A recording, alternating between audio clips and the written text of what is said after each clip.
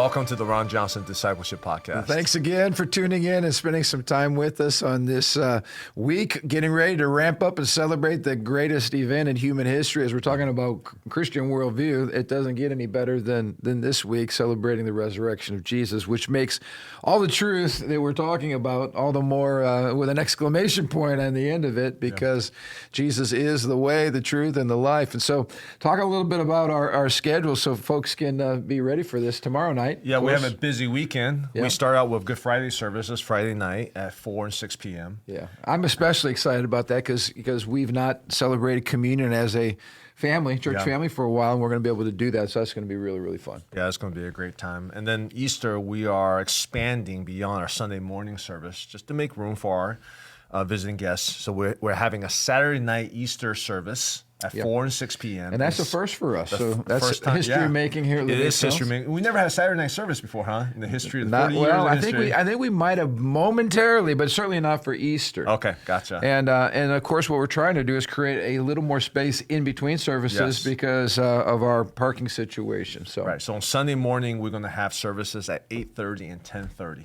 Just to give that in-between time a little break. Yeah, so a little more exhale, not quite as rushed, and we're really excited about that. So that represents about 6 services for us in 3 days. So it's going to be a busy weekend, but I like the difference between busy and meaningful. This is going to be probably the most awesome 3 days as we celebrate Christ's death, His burial, His resurrection, and just rejoice in what it means to be a lover and follower of Jesus Christ. So that's an exciting note. On a more a sad note, of course, we're still processing through all that happened with the tragic shooting at the Presbyterian Church down in Tennessee. You and I were talking, though, from a podcast. The Christian school. The Christian school, yeah. 3 9-year-old children, and I believe 3 of the staff that were murdered in this terrible shooting. But you and I talking about it from a worldview perspective, and talk about what you saw Tucker Carlson's approach, which I thought was very interesting. Yeah, I normally don't watch a lot of like mainstream news and whatnot. This showed up on my feed that I follow, and Tucker Carlson, who I wouldn't consider like a overt Christian. I mean, he's definitely conservative, but he mentioned a clash between because this shooter, identified as a transgender, and he really talked about the clash in worldview between the transgender ideology and the Christian ideology, and the way he framed it was very interesting. Yeah. Well, and I was just going to say, for years, even in the state of Indiana, when the RFRA bill was gutted and basically overturned back in the day, that we became the center of media attention. I had been arguing for the entire time that there is no common ground between those worldviews. It's not like good and evil, so to speak, although we would certainly call ideas they're not in line with Scripture evil. But the point was, politicians are always looking for common ground. Yeah. How do we come together? How do we find common ground? And if you understand things from a biblical world or just a worldview perspective, you realize that there are certain foundational presuppositions that if those foundational presuppositions are diametrically opposed to each other, there is no common ground. Right. It's like on the life issue, abortion issue. Either that is a human life and it should be protected and sacred and you protect the sanctity of life, or you don't. There's no like common ground as it relates to abortion. And there's certainly, as you're pointing out, and as Tucker Carlson is pointing out, from a worldview perspective, there is no common ground between a Judeo-Christian understanding of gender, of sexuality, and the LGBTQ worldview. And he recognizes that. It is very interesting. He says basically there's no compromise because the Judeo-Christian perspective is that we are not gods and we don't get to dictate certain things. Right. We are like simply gender, yeah, among others. We're sinners. We need God to help us. We're not gods. Whereas the other ideology is saying basically, essentially, I am a type of a God that I get to dictate my gender, I get to dictate my identity, what I identify as, and so forth and so forth. And I just thought, man, what an interesting analysis from someone who I would consider not exactly very Christian-y worldview person, you know. But he's seeing that, you know. And we've talked about this for years in the media. We use the word media bias. Why is it that Christians can't ever get a fair shake? In other words, what we're saying is, why doesn't the media reflect our viewpoint accurately? And so we talk about media bias. But if you're a trained journalist and you've not been raised as a Christian, or you've been trained in our universities, which are incredibly liberal and leftist, then that provides the framework or the lens by which you interpret what's going on. Yeah. And so we've already found studies done that most journalists, I believe it's 90-some% of journalists, do not share a Judeo-Christian worldview. So it should not come as any surprise that when you look at the treatment of the media on this issue, and I think it was Senator Josh Hawley from the state of Missouri was commenting. He said this has been atrocious, the coverage. There's a mocking of prayer. Mm-hmm. There's a pointing out that Tennessee passed what we would call common sense moral legislation that says it's wrong to mutilate the bodies of young children who are confused about their gender ideology, largely because of the teaching and instruction that they're receiving. And they mocked all of that and said if Tennessee would have passed stricter gun legislation, then we wouldn't be having these problems. Right. So not only are they rubbing our noses in our faith, and this was as we've seen, this was a clearly planned. There was a manifesto. There was maps of the building. I mean, this was a murderous plot right from the beginning, and it was rooted in anti-Christian hatred. So, this is a perfect example of two worldviews colliding, and the end result is this, violent attack against some innocent children and teachers, and it's tragic. But what's most tragic is the worldview disconnect happening right now in America, because we would have, years ago, we would have looked at this at least through a common Judeo-Christian lens. That lens, I believe, is gone. Yeah. And so now I believe this is, as long as the media is controlled by those on the left that do not share a Judeo-Christian worldview, this is the kind of treatment Christians are going to be receiving with no end in sight until we can reclaim that mountain of culture. And right now, more and more people have less and less trust in our media, and which. In the scheme of the whole thing is not a good thing for our culture, for our nation, because we need reporting agencies that's going to tell us what's going on, right? And or at least remember, we used to report news. Right. We didn't have biased, journalistic narratives, slants and narratives. Yeah. So if they could get back to just telling us what happened, then we would be able to have some honest disagreement about why it happened. Right. But nevertheless, man, our hearts and prayers go out to this community that's been impacted. I mean, we were talking, just in our own church here. You have young children. I've raised children. We have, we're educating children. I mean, these are things that hit home to all of us, and so. But again, Josh Hawley's interpretation as a senator, I appreciate. He's a strong Christian, and he said basically that this is due to the moral rot and decay that's in our country. We would view that type of behavior sexually as moral rot. It's behavior that God has specifically condemned. These people are not born this way. This is just not who we are. Just accept us for who we are. No, like you got to initially with Tucker Carlson's view. We are not God. We don't get to make up the rules. Yep. We are created male or female, and God has also specifically spoken on sexual ethics that he expects us to abide by. And civilized nations have abided by. When you have moral decay and moral rot, you end up having this type of tragic, murder and loss of life. It's an inevitable result. We need a spiritual awakening in America, and I guess that's where the church comes in, and that's where this podcast and other things come in. Yeah, that's why we're discussing it. So anyway, Lord help us as a nation.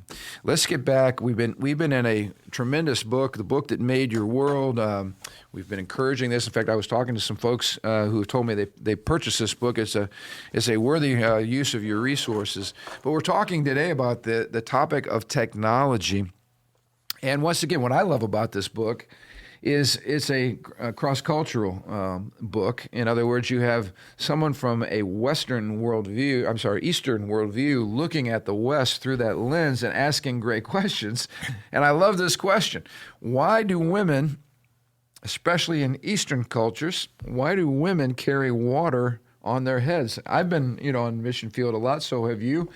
You're driving in your vehicle along some dusty road, and there you see a lady carrying all kinds of things on her head, not just water, but carrying food and vegetables. And you see these these women with this huge weight walking down the street. Sometimes they even have little contraptions for the top of their head to balance it. And the author just began asking the question, why in the world would any culture allow a woman to carry that kind of weight on her head? And he asked the question, why don't American women do that? So once you travel from east to west, you realize that in countries that have been impacted from a Judeo-Christian worldview, the women aren't doing these things. And he begins asking a really good question, why? And he brought up some good points, like, what about pumping technology? Wasn't that created in the East? And he says, yes, it was. In his home nation of India, they had pumping technology, and yet their women were still carrying water on their heads. So if you have pumping technology, why do you still see that?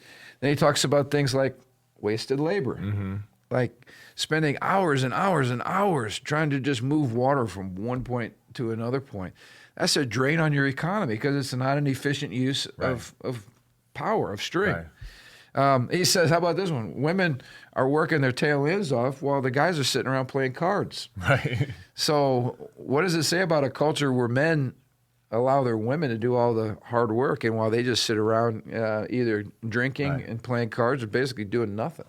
Right. And these are questions that if you grew up in the West, you would never ask. Yeah, we wouldn't even think about it. You wouldn't think about it, right? Yeah, our moms were never walking miles carrying water on their heads. It's in contrast of different culture, different lifestyles, different perspectives where we start to find, well, that's what makes one culture different and what makes one culture special. And that's why I love his perspective. He's asking the question, where do these necessity for innovation come from? Because it's not just like, one group is smarter than the other group inherently, because it's not. Because the Eastern cultures came up with some of the original technology, but it's not propagated. So we would say the difference between East and West is not a racial divide. It's not that God made some people smarter, more innovative, and more creative than others. In other words, being created in the image and likeness of God is a great equalizer. It makes us all equally awesome. Yes. So what's the difference? And so think about this on a practical level. If your mom's lugging, several gallons of water on her head from a long distance, and you finally get that water home, it's pretty precious. So are you taking baths with it? Probably not. Right. Are you spending extra water to wash things to make sure things are incredibly clean? Are you washing your cutlery to make sure that the knives you're using to prepare the food, that they're clean? Yeah. You're probably not. Are you bathing enough? No. Are you brushing your teeth enough? No. Are you drinking enough water? Yeah. No. Because it took your mom hours to get that water from point A to point B. And so his whole point is now you're dealing with health crises. Yeah. And then the health crises are another drain on the economy because you're spending all this time curing diseases that would be unnecessary. They're not even diseases that the West has to deal with or the Judeo-Christian rooted nations are even addressing. We had the waterworks come and work on our house, one time. You ever had that before? And you can't use water for like 4 hours, right? Because, you get to know this. And that's when you know this. Wow, how important running water is to our survival. Oh, yeah. You don't think about it until you lose it, right? Oh, yeah. Yeah, no, you're exactly right. These are things that we just take for granted. Right. But like if you saw your mom or your sisters having to run off every morning and come back to bring you that water, and then you had to boil the water to try to keep it from killing you because of all the impurities. Right. And then super precious, and you barely ever use it. Oh, yeah. Like you're definitely not taking a nice long hot shower, right? Which is something that we take for granted. So he brings out a good point. Why did the West begin using their minds to do what most cultures use their muscles? Right. And that's a great introduction to the whole notion of technology.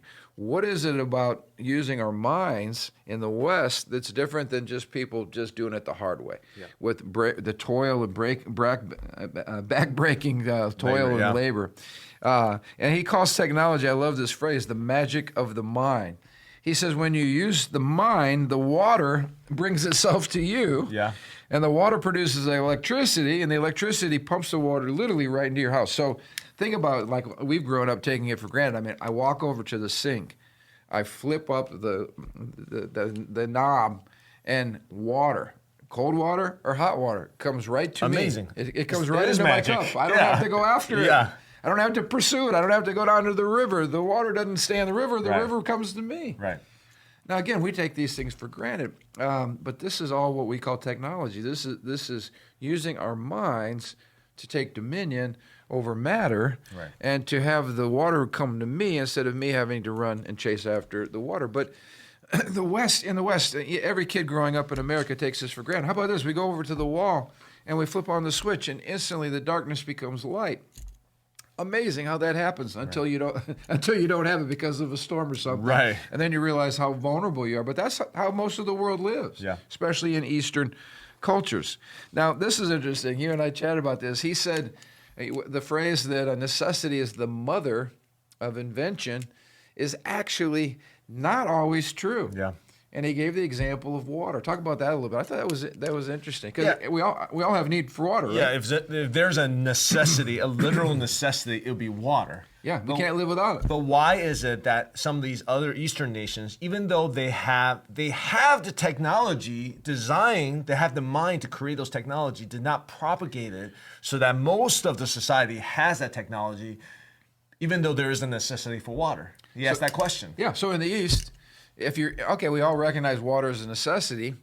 So I need to have more wives because I need to get a couple extra wives to keep hauling that water on their heads because it's a necessity. Or I need to force my children to more slaves. Or slaves. Yeah. Or you're going to, in other words, the water is still the necessity, but it doesn't mean that I'm going to invent ways to get it to me. I'm just going to come up with more people that I can empower or enslave to do that work.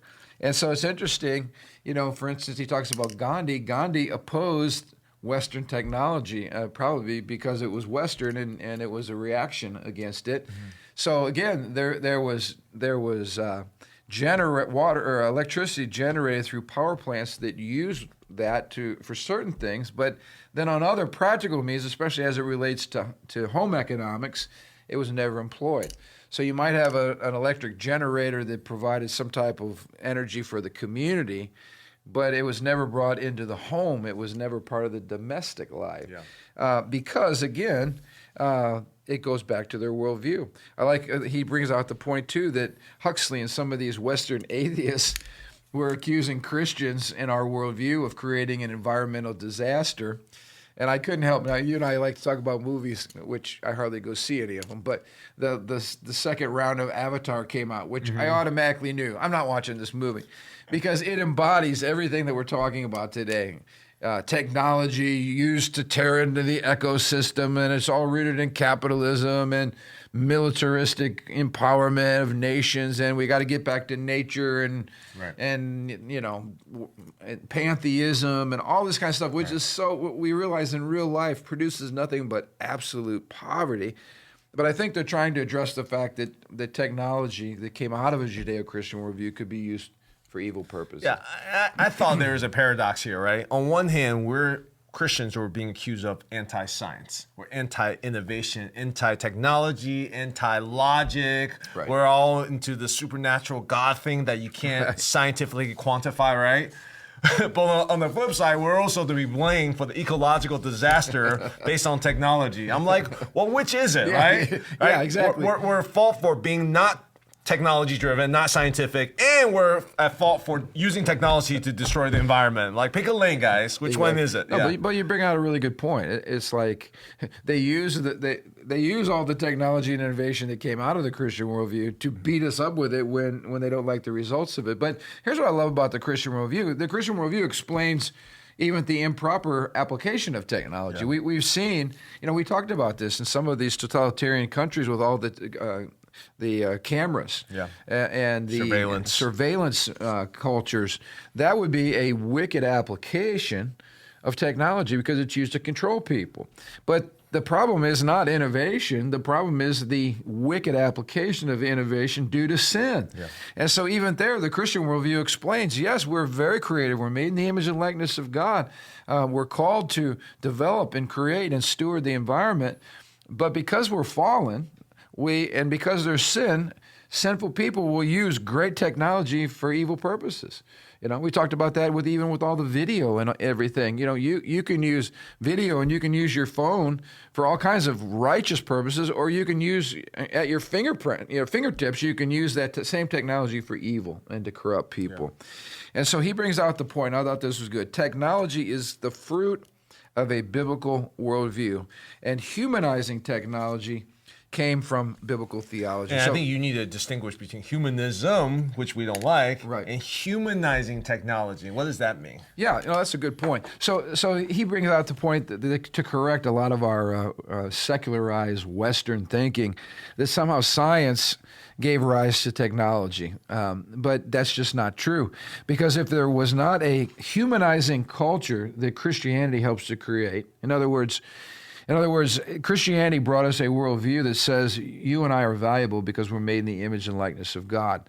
And so when you look at people involved in toil, in backbreaking work, in dehumanizing work, in painful work, in mindless, repetitive tasks, Christians would say, wait a minute, there's got to be a better way to do this. Like you see some poor woman in an African country with, we've seen this before, with a big jug on her head, walking for miles in the heat. And a Christian would say, wait a minute, that's not treating that woman in the image and likeness of God. There must be a better way we can get that water from here to there. But again, if you're not a Christian, you're not even thinking that way. In other words, it's a Christian worldview, the humanizing worldview, not humanistic. It's not man-centered, but it's a worldview that says, wait a minute, it's a compassionate worldview. What can we do to alleviate the burden, the toil, the agony, the torment that's involved in so much work? Right. And so it kind of gets back, and you can touch on this, it kind of gets back to the whole notion that for the Christian, work itself is worship. It's not toil. What's the difference between work and toil? And this is a massive worldview dividing point between East and West. Yeah, it's interesting because in the Bible, in Genesis, God talks about the toil as a curse. Right. But the Christian worldview also said Christ came to redeem all of that, right? So there is nuance to all of this. Is yes, there is toil, and sometimes you have to go through toil. But the original purpose for work is inventive, it's creative. God told us to take dominion of the world. We're not victim to our environment. Right. God says take dominion of it. It means create, innovate. And these thinkers, these Western thinkers, when they saw the application of the scripture, says, you know what? We need to rise above toil. And part of rising above toil is innovating using these technologies to take away the mundane work so that we can innovate and do creative work. And that spark launched technology, not just the creation of technology, but to propagate technology throughout society so more and more people can avoid toil and focus on creation. So here's a great example. There was a Christian economist who went over to India, and there was a massive road project going on. And of course, I've been to India. The heat can just be sweltering, all right? And when you're out trying to put in a highway, for instance, we've watched all the work just on our facility, a lot of work, moving things and grading things and digging holes and all that kind of stuff. And so the Christian economist went up to the this would be an Indian, manager of the project, and he said, why don't you use heavy equipment? We've got massive cranes, trucks, plows, earth movers. Like, why don't you use that? And he said, well, because we're creating jobs for people. And the Christian economist made a joke. He said, if you're creating jobs for people, if that's your goal, why don't you take away their shovels and give them a spoon? They'll have a job for a long time. Yeah. But the difference is, the Christian's saying there's got to be an easier way than having all these people out here in 100-degree temperatures with a shovel trying to move all this dirt when you can have one piece of equipment that's been the product of ingenuity and technology. You can have one piece of earth-moving equipment that can do this job in a fraction of a second. But that's the difference, again, as you point out, between backbreaking toil and using our minds, which is part of what it means to be created in the image and likeness of God, to create. God, he points out a couple of really good points here. God is a creator. Mm-hmm. And so Adam was created to take care of the earth that God created. And I love this, not to transcend it or to despise it. That's what Eastern worldviews do. Your goal is either to transcend creation or to hate it. But our worldview says, no, we're meant to take dominion and steward the creation and create with what God himself has created. If you live in a hotel, and you're going to be there for a week, are you going to like nicely care for everything, buy nice furniture and like learn all about the hotel room? No, you're there for 2 days and you're gone, right? Right. Whereas if it's your house, you invested in it, it's your inheritance, your parents' house, they gave it to you, take good care of it. You're gonna spend a lot more energy studying, knowing the house, and I think that's a practical worldview changing mindset towards reality. If you think this world is just a 2-day hotel and you're supposed to transcend it, that's your goal, you're moving to a better place. Or trash it. You're gonna trash it, exactly, or not just do anything about it. But God's saying, no, you're supposed to be steward of our world. So God is creator. Us stewarding creation, emphasizing intelligent craftsmanship because God himself is an incredible craftsman. We can see his handiwork all around us. And then this is good. The Bible taught us to follow the divine example of using the physical universe for righteous ends. In other words, we believe that because the universe was created on purpose and by design, that we can find things that God has embedded, whether it's laws, properties, etc., in the universe and use them for good. We can take things and develop them and make them into useful products. And then lastly, this is a huge one. The Bible taught us to use time wisely. Now, this is massive. Eastern culture and Western culture, as it relates to time, are miles apart, and we need to understand the why. Like if you've ever been into a country ministry, as I know we have, and you say the meeting starts at 10 o'clock. Well, you show up, a Westerner will show up at 9:45. Right. That's a virtue to show up early. Yeah, be early. It's a virtue to be early. Be early, because time matters to us. Yeah. But in many Eastern cultures, if you say the meeting starts at 10, it might start really at noon. And Westerners are frustrated because they're like, where is everybody? Oh, they're coming. But there is a lack of value on time. Now, talk about this. So how does the Judeo-Christian worldview teach us to maximize and value time and be time conscious? It's so interesting because, we talk about like running water. We take that for granted. We take the concept of a linear, like limited time frame for granted in American culture. Like we have calendars, we have clocks. When you say, hey, we're going to do a podcast, I put my calendar. Yeah, and we're here. All that concept is we take it for granted. The reason Christians has that understanding of time is because the Bible talks about a beginning, a middle, and there's an end, and there's a judgment date. It's a linear time frame, right? It doesn't teach about the cyclical reincarnation that goes around and round. It's a time is meaningless if it's just an endless cycle. It's not a highway. It's a roundabout that you never get out of. Well, in that case, what's the hurry? We're not going anywhere anyways, right? Yeah. And time itself in Eastern worldview becomes an illusion. It doesn't really exist. You're not trying to accomplish anything. You're just trying to get out of it. But think of all the biblical commands, redeem the days or redeem the time for the days are evil. David said, Lord, help me to number my days. In other words, I want to live in light of eternity. I want to make my life count. I want to have, we preach this stuff, I want to have the biggest impact I can possibly have in the time that I have limited here. Yeah. These are all Western ways of thinking that have been influenced by the scriptures, and it's just not common for Hindus or Buddhists or Islamic folks to think in these ways because that's not part of their worldview. It is a uniquely Christian worldview.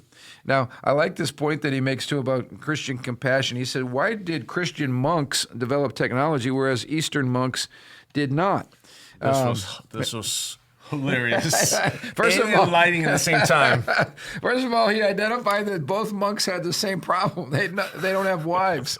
So when it comes to household management and helping with food and preparing meals and all this, the monks are left to themselves. They got to get their own water. And then they very quickly was like, we got to innovate. Well, it's funny because the Buddhist monks had no problem begging for food. Yes, that's consistent with their worldview. That's very interesting, yeah. But Christian monks say, Christianity teaches, no, you don't beg for food, you work for food. Paul talks about very clearly what you're supposed to do. Yeah, you don't work, you don't eat. If it doesn't work, it doesn't eat. Yeah. So this is where, for Christians to work was to be like God, because God is a creator, and God is at work. The Bible says that God is at work even now. Yep. And so it was interesting that the monks wanted to create energy-saving technology so that they could spend more time with the Lord. Yeah. And in study and in meditation on the Lord himself and in worship, which is interesting. And even, it talks about the invention of the clock. The Eastern cultures were sharp. I mean, they invented a lot of this technology, but it never caught on. And the reason it didn't catch on was because the culture... It's a worldview, Yeah, the worldview did not create an environment where it would be important. So go back, I thought that was interesting about the monks all needing to be on the same time, Christian monks, so they could get to the prayer meetings. Yeah, so they invented a clock.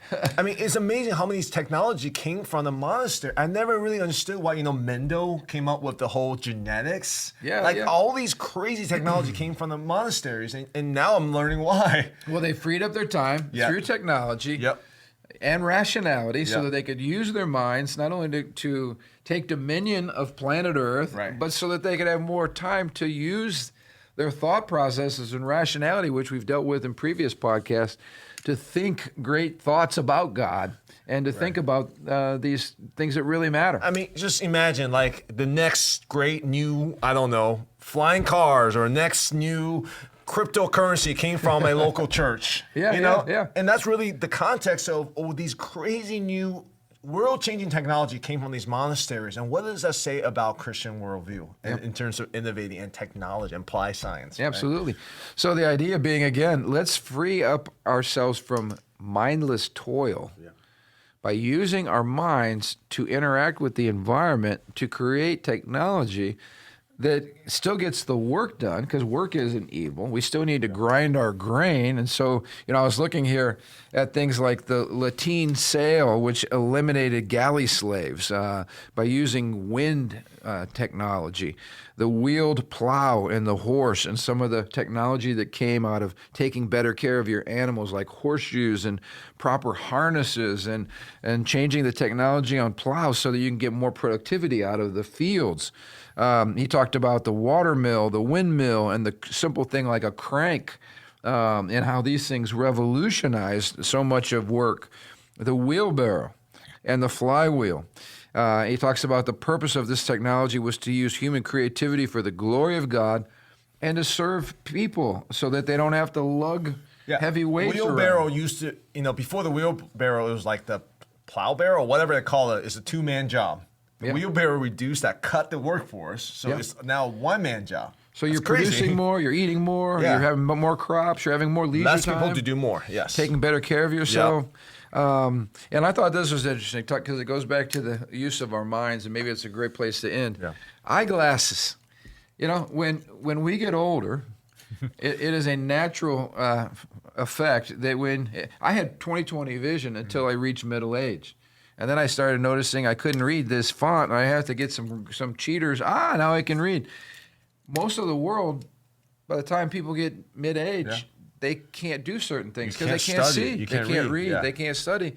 So the use of their mind just completely stops. Yes, that's crazy when I read about that. And so something as simple as, well, why would you even create this in the first place? Because there's a desire to learn. You're wanting to understand. You're wanting to take dominion. You're wanting to create. You're wanting to innovate. But Eastern worldview says, no, this is all an illusion. So shut your eyes. You don't need your eyes. Don't need shut to your see. eyes. Meditate. Get out of touch with reality, because that's how you find yourself. I mean, I've been wearing my glasses since I was in grade school. And my young kids have glasses now. Why? Because I want them to read and study and innovate and grow. Imagine if I don't have my glasses, my brain will be a quarter of what it is right now, because I haven't been able to really read. That's scary. For you, it's so functional. But for me, I'm in big trouble. How about going out reading a menu at the restaurant? Oh, yeah. I'm like, just pick something up. It's funny because right now I'm getting in a place in which I can't see far away and I can't see close either. So I'm like... But isn't it amazing? Amazing you can buy this at a store, for a couple bucks. The cheaters anyway. And what a difference it's made in our lives. But again, the point is technology is, again, something that people in the West take absolutely for granted.